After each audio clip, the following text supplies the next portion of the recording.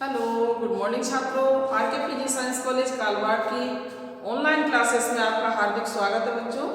साथियों, पिछले वीडियोज में हमने गद्य की विधाएं जैसे कि बीए फर्स्ट ईयर द्वितीय प्रश्न पत्र, विषय हिंदी साहित्य और पुस्तक का नाम है गद्य की विधाएं। तो बच्चों, गद्य की विधाओं से आपके 5 पार्ट दिए गए हैं। उनमें से हमने पहला, दूसरा और अब ये तीसरा चल रहा है, तो ये सारे हमने कंप्लीट करवा दिए हैं। तीसरे पार्ट से भी आपको पहला क्वेश्चन और पूरे पार्ट का सारांश वगैरह जो भी है, पार्ट की पृष्ठभूमि कंप्लीट आपको करवा दी गई है। पिछले वीडियोज में आपको देखने को मिल जाएगी। और अभी हम चलते हैं आपको, जैसे कि लेखक का नाम है, सबसे पहले पार्ट का नाम गर्दिश के दिन, जो एक आत्मव्रत है। साथियों, ये लेखक के द्वारा लिखा गया आत्मव्रत है। लेखक के संघर्षपूर्ण जीवन का ये जीवंत दास्तान है। क्या? गर्दिश के दिन आत्मव्रत जो है वो लेखक के संघर्षपूर्ण जीवन का जो है जीवंत दास्तान है। इसमें लेखक के पूरे जीवन में जो भी घटित हुआ उसका बिल्कुल सही प्रमाणों में दर्शन होता है।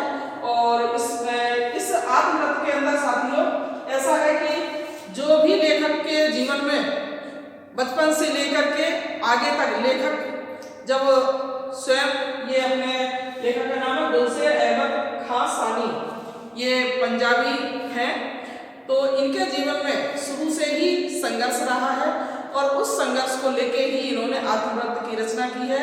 तो साथियों, इनके खुद के जीवन के संघर्ष से भरा हुआ ये आत्मव्रत है।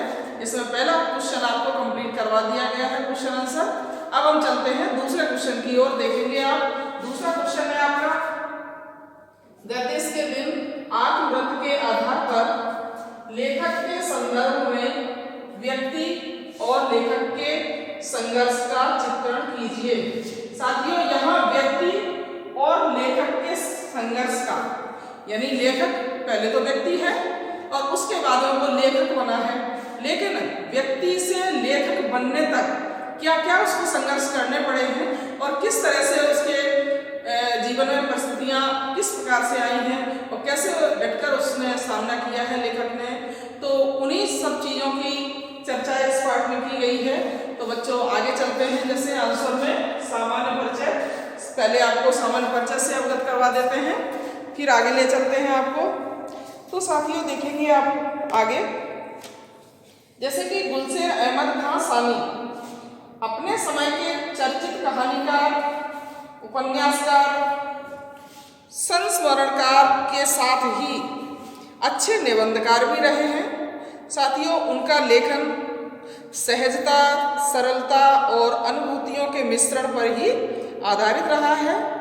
तो उनके द्वारा रचित कहानी, उपन्यास और संस्मरण और निबंध में जीवन के मार्मिक चित्र मर्म के साथ प्रस्तुत किए गए हैं। तो बच्चों, गर्दिश के दिन उनके द्वारा रचित एक आत्मव्रत है, जो मैंने अभी आपको बताया है। यह उनके संघर्षपूर्ण जीवन का जीवंत दास्तान है।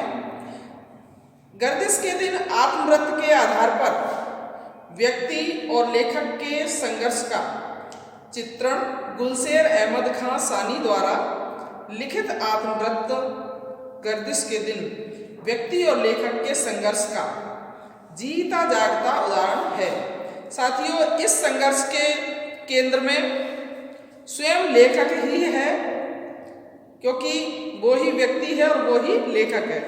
तो आप देखेंगे आगे, सामाजिक व पारिवारिक माहौल, शैक्षिक व साहित्यिक वातावरण, आर्थिक व राजनीतिक परिवेश तथा व्यक्ति व लेखक की वैचारिक शक्ति और सिद्धांतों से ही यह संघर्ष पैदा होता है।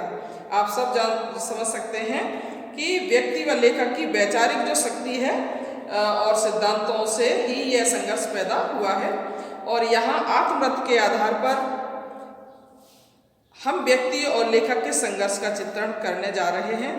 तो उसमें सबसे पहले आपको ले चलेंगे पहले पॉइंट पर। पहला पॉइंट है बच्चों, देखेंगे आगे आप, पहले पॉइंट में पारिवारिक पृष्ठभूमि। सबसे पहले परिवार से अवगत करवाते हैं। पहला पॉइंट है इसमें पारिवारिक पृष्ठभूमि।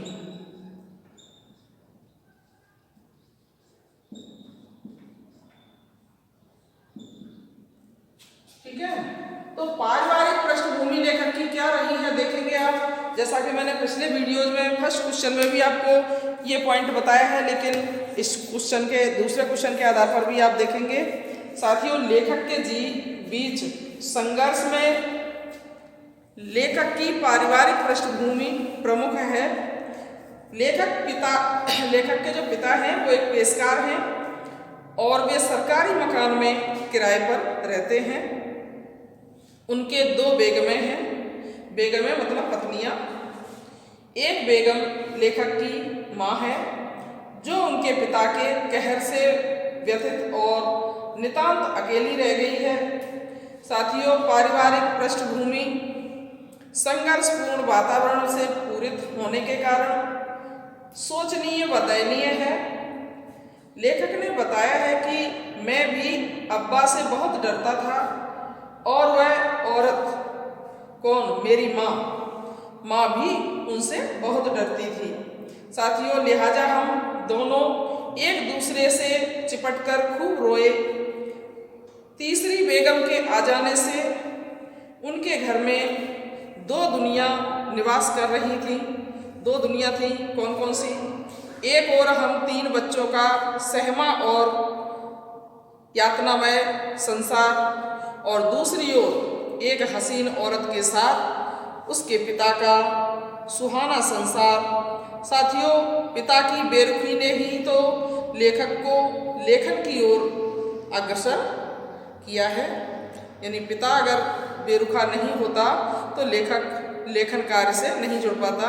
साथियों, कहीं ना कहीं जाने अनजाने में पिता का लेखक के व्यक्ति से लेखक बनने तक कहीं ना कहीं पिता का भी योगदान रहा है जाने अनजाने में। तो ये था इनका पारिवारिक पृष्ठभूमि। अब हम आपको ले चलते हैं शैक्षिक वातावरण। दूसरा पॉइंट है आपका शैक्षिक वातावरण।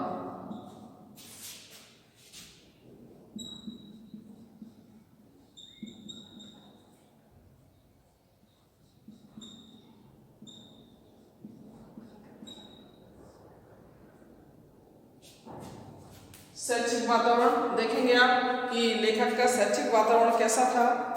तो बच्चों, घर का शैक्षिक वातावरण व्यक्ति और लेखक के संघर्ष का प्रमुख कारण बना रहा। साथियों, पिता की बेरुखी के कारण ही लेखक ने सरकारी स्कूल में 10वीं तक की शिक्षा प्राप्त की थी। उच्च शिक्षा के लिए धनाभाव के कारण, धन का अभाव था, गरीब परिवार से थे लेखक शहर पढ़ने नहीं जा सका था। साथियों, लेखक ने अपने संघर्षपूर्ण जीवन में समाई मनोवेदना को व्यक्त करते हुए कहा है, कॉलेज की वहाँ कल्पना भी नहीं थी।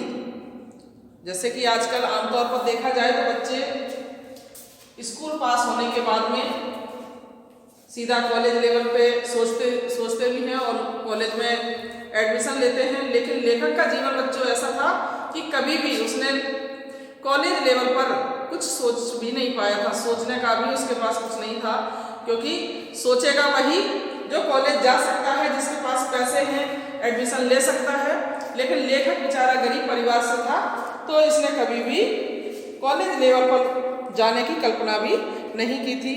साथियों, बड़े घरों के लड़के ऊंची तालीम के लिए BHU इलाहाबाद या अलीगढ़ जाया करते थे।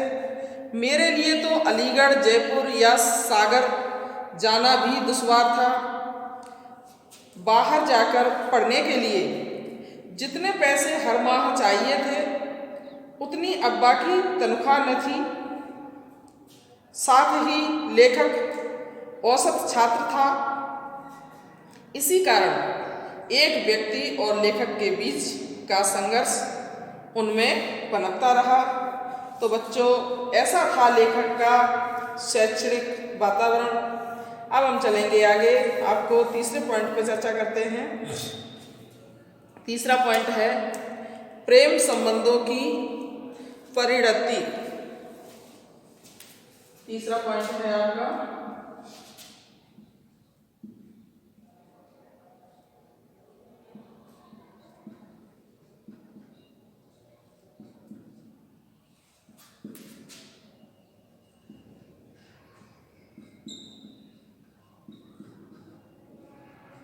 प्रेम संबंधों की परिणति। तो यहाँ देखेंगे कि लेखक की प्रेम संबंधों की परिणति क्या थी। बच्चों, लेखक के संघर्ष में उसका प्रेम संबंध भी एक प्रमुख कारण रहा है। लेखक मजहबी, जन्नती और नेक लड़का था।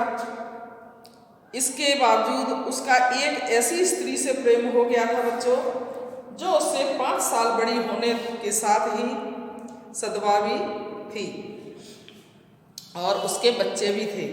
सदवा मतलब शादीशुदा औरत जिसके बाल बच्चे भी थे, उससे उम्र में 5 वर्ष बड़ी भी थी। ऐसी स्त्री से लेखक का प्रेम हो गया था। तो साथियों, सामाजिक दृष्टि से यह रिश्ता वर्जनापूर्ण था। अंत में इस प्रेम संबंध का अंत हुआ, लेकिन लेखक ने इसका कारण स्पष्ट नहीं किया है बच्चों। यह संबंध नई अनुभूतियों का सृजन करने में लेखक का सहायक ही रहा है। तो कहीं ना कहीं प्रेम संबंधों की भी परिणति लेखक के जीवन में एक कारण बनकर उत्पन्न हुई है। अब आगे देखेंगे बच्चों। चौथा पॉइंट है लेखन की ओर अग्रसर। चौथा पॉइंट है आपका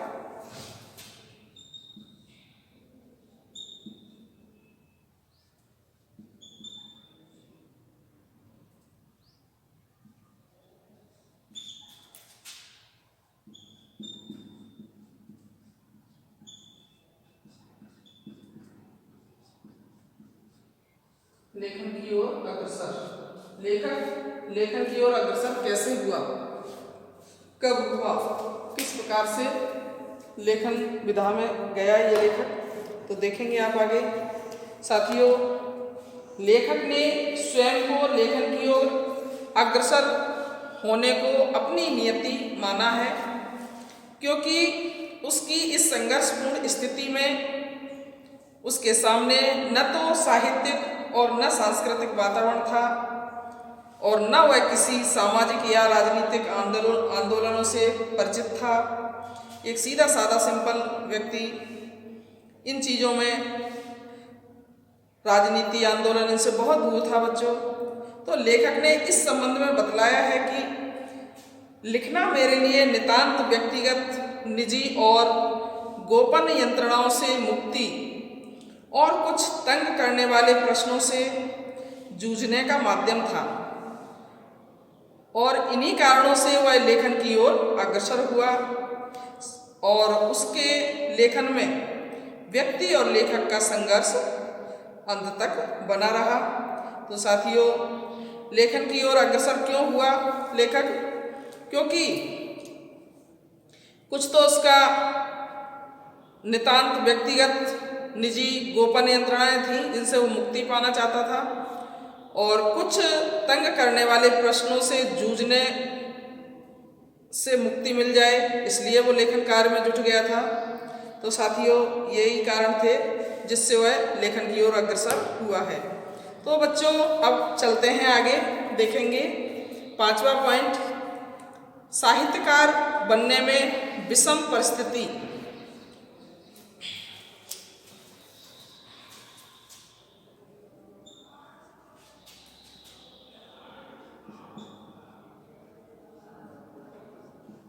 साहित्यकार बनने में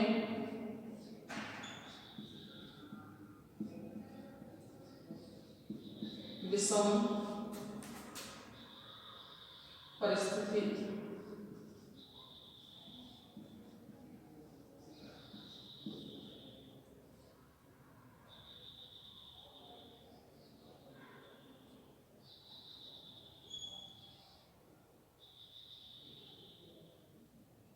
क्या विषम परिस्थितियां थी लेखक को साहित्यकार बनने में? तो आप देखेंगे आगे 5वां पॉइंट, विषम परिस्थितियों को समझेंगे बच्चों। जैसा कि लेखक ने साहित्यकार बनने में विषम परिस्थिति का उल्लेख किया है, तो बच्चों साहित्यकार बनने के लिए जहाँ उचित साहित्य पढ़ने की आवश्यकता होती है कि साहित्य पढ़ने की दृष्टि से मेरे पास एक रियासती लाइब्रेरी थी जिसमें भी बाबा आदम के ज़माने की अनपढ़ी किताबें थी। उन किताबों को पढ़कर आदमी एक सामान्य लेखक तो बन सकता था, लेकिन अच्छे साहित्यकार बनने का सपना कितना दुखदाई हो सकता है। साथियों, यह तो लेखक के बीच संघर्ष की स्थिति ही मानी जा सकती है। लेखक इस संघर्ष से गुजरता रहा। इसका प्रमुख कारण उसके पास उच्च शिक्षा तथा धन का अभाव ही रहा है। तो साथियों, न तो वो ज़्यादा पढ़ा लिखा था और ना ही पैसे वाला था लेखक, इसलिए कुछ चीज़ें वो करना चाहता था लेकिन परिस्थिति बस वो नहीं कर सका और संघर्षों से गुजरता रहा। तो साथियों, ये था साहित्यकार बनने में विषम परिस्थितियों का सामना। और अब आगे चलते हैं, 6वें पॉइंट की बात करते हैं। 6वां पॉइंट है बच्चों, अस्क जी से संसर्ग।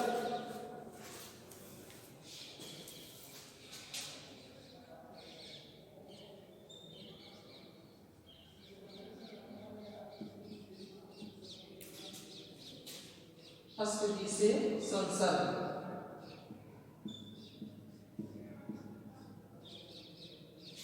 तो बच्चों, अस्क जी से संसर्ग का क्या परिणाम हुआ और कब ये इनका अस्क जी से संसर्ग हुआ, तो आप देखेंगे जैसा कि पिछले क्वेश्चन में भी हमने बताया हुआ है अस्क जी के बारे में। तो कहीं ना कहीं अस्क जी से मिलना लेखक के लिए बहुत ही दुखदाई रहा है। तो साथियों, देखेंगे आगे, इलाहाबाद यात्रा के दौरान जब लेखक का संपर्क अस्क जी से हुआ था, तो अस्क जी से संपर्क को लेखक ने अपना सौभाग्य समझा था। लेकिन कुछ ही दिनों बाद लेखक ने अस्क जी के संसर्ग को अपनी जिंदगी की सबसे बड़ी भूल मानते हुए कहा कि मैंने अपने लेखकीय संघर्ष का मासूम और आरंभिक समय अस्क जी से संबद्ध करके साहित्यिक जगत में अपनी वह तस्वीर पेश की है जो कभी भी नहीं थी। साथियों, इस तस्वीर को मिटाने में बरसों लग गए। साहित्य जगत की इस पीड़ा ने व्यक्ति और लेखक के संघर्ष को बनाए रखा और ज़्यादा बढ़ा दिया। तो साथियों, कहीं ना कहीं अस्क जी का संसर्ग जो है लेखक के लिए पीड़ादायी रहा है। और आगे हम बात करेंगे आपसे 7वें पॉइंट की। 7वां पॉइंट देखेंगे आगे। तो बच्चों, 7वां पॉइंट है आपका सांप्रदायिकता का दंश। तो बच्चों, सांप्रदायिकता का दंश मतलब जाति भेद का दंश था। तो वहाँ देखें, लेखक ने सांप्रदायिकता को करीब से देखा है बच्चों, और उसकी पीड़ा को भी भोगा है। इसी क्रम में जब लेखक जगदलपुर से ग्वालियर गया, तब वह एक सरकारी पत्र में नौकरी करने लगा था। साथियों, नौकरी करने के कारण लेखक को एक किराए के मकान की आवश्यकता पड़ी। तो लेखक को न चाहते हुए भी उसे मुस्लिम मोहल्ले में किराए के मकान में रहना पड़ा। बच्चों, वहाँ एक दिन मोहल्ले के शरारती लड़कों ने उनके घर के दरवाजे पर गाय का गोश्त और हड्डियाँ उन्हें हिंदू समझकर उनके दरवाजे के सामने डाल दी। साथियों, परिणाम स्वरूप उन्हें मजबूरन घर छोड़ना पड़ा, क्योंकि ऐसी जगह पर क्या रहना जहाँ जाति भेद और सांप्रदायिकता रखते हों। तो उन्होंने उस घर को छोड़ दिया।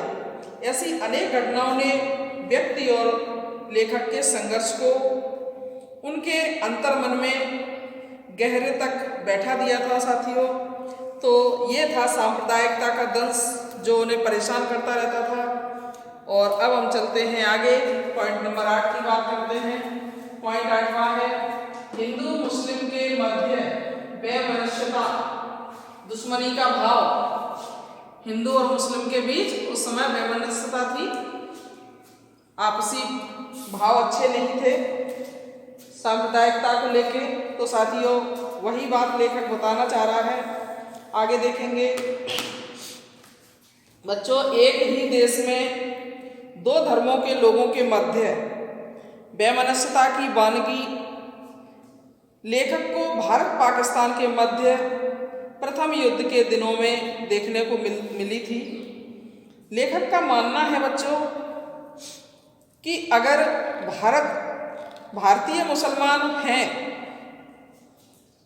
लेखक का कहना है कि आप अगर भारतीय मुसलमान हैं और चाहते हैं कि आपकी बुनियादी ईमानदारी पर शक न किया जाए, तो आपके हाथ में अपने हिंदू मित्रों की तरह उफनती हुई राष्ट्रीयता और देश प्रेम का झुंझुना होना बहुत ज़रूरी है। देखा, इसको क्या कहा, देश प्रेम का झुंझुना, जो अक्सर इन्होंने बताया कि हिंदुओं में होता है। तो लोगों के मध्य की वैमनस्यता ने लेखक के अंतर्मन को झकझोर कर रख दिया था बच्चों। यही कारण है कि लेखक के लेखन में व्यक्ति और लेखक का संघर्ष अंत तक बना रहा। और लेखक तो यहाँ तक मानता है कि लेखन निरंतर चलने वाला संघर्ष है। जिस दिन यह संघर्ष खत्म हो जाता है उसी दिन लेखक मर जाता है, यानी व्यक्ति रह जाता है और लेखक मर जाता है। यानी लेखक क्यों बनता है लेखक? क्योंकि वो लेखन कार्य करता है, लेखन कार्य से जुड़ा हुआ है, इसलिए उसको क्या कहा जा रहा है, लेखक। लेकिन जब लेखन कार्य ही खत्म हो जाएगा तो वो क्या रह जाएगा, ओनली एक व्यक्ति, लेखक नहीं रहेगा। तो क्या हो जाएगा, लेखक मर जाएगा। तो साथियों ये था इनका आपका 8वां पॉइंट, हिंदू मुस्लिम के मध्य वैमनस्यता। अब हम बात करेंगे निष्कर्ष की। तो बच्चों, निष्कर्ष रूप में इस आत्मवृत्त में लेखक संघर्ष को चालू और घिसा पिटा शब्द मानता है। उसे अपने संदर्भ में इस शब्द के प्रयोग करने में शर्म व हिचक महसूस होती है। लेखक कहता है कि व्यक्ति और लेखक के मध्य का संघर्ष निरंतर चलता रहता है और लेखक के संदर्भ में यह बात 100% सटीक बैठती है, सही बैठती है, क्योंकि व्यक्ति और लेखक दोनों साथ साथ बने रहना बड़ा ही दुष्कर कार्य है। क्योंकि लेखन कार्य के लिए बच्चों तरह तरह की परिस्थितियाँ आती हैं। लेखन कार्य इतना आसान नहीं होता है, लेखक बनना इतना आसान नहीं होता है। उसके लिए भी उच्च शिक्षा प्राप्त करनी होती है, अच्छी किताबें पढ़नी होती हैं और ये सांप्रदायिकता और जाति भेद से बहुत ऊपर उठ करके कार्य करना पड़ता है। तो साथियों लेखक का संघर्ष यूं ही बना रहा अंत तक, क्योंकि लेखक ने कभी भी इन चीज़ों से, क्योंकि वो सिंपल साधारण व्यक्ति था, उसे ये राजनीति पढ़ा और उच्च शिक्षा इन चीज़ों से वो बहुत दूर था। इसलिए वो कभी भी आगे जीवन में कभी भी उसने उन्नति नहीं की। जो लेखक था वो लेखक ही बना रहा, क्योंकि और व्यक्ति और लेखक के बीच में संघर्ष अंत तक होता रहा। यही था निष्कर्ष बच्चों इस पाठ का। गर्दिश के दिन आत्मवृत्त जो लेखक ने लिखा है, ये इसका संघर्षपूर्ण जीवन का जीवंत दास्तान है बच्चों। और अब हम चलते हैं आगे, देखेंगे आप।